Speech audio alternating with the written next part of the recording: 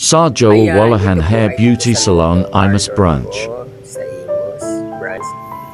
Ngayon po, yung mga halaman ko, nagtataka ko, ang daming grasshopper. Yan, mga baby grasshopper, oo. Oo. Sabi ko, sa loob naman ng parlor ko yung mga halaman, pero nagkaroon siya ng grasshopper, ang dami, mga baby grasshopper, dami-dami.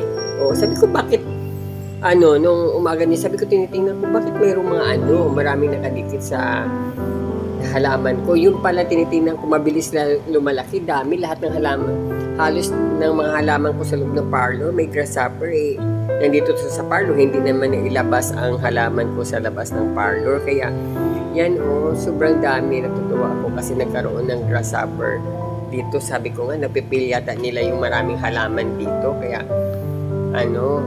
dito sila nangingitlog, yung mga grasshopper. Ayan, kaya, abangan nyo po susunod dyan, kay lalaki pa yan. Ayan ang dami, nakikita nyo yan. Kaya abang-abang lang kayo po sa mga grasshopper na yan. Sabi ko, sobrang dami. Sabi ko, huwag kayo talo ng talo kasi minsan naaapakan na lang kayo sa sobrang liit nyo. Kaya ayan. Sabi ko, bakit nagkaroon kayo ng grasshopper? Pero sabi ko, ayan, hayaan na lang dadami silang dadami yan. Kung malapit lang sana, huhulihin ko sila, pakawalan ko sila sa gubat. Doon sa dadalhin ko siya sa mga palayan, padamihin ko pa sila. Ayan, kasi nagkakalat dito sa loob ng parlor. Ayan.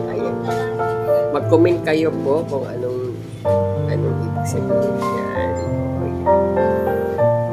Diba, sa loob ng salon siya, nagkaroon ako ng grasshopper.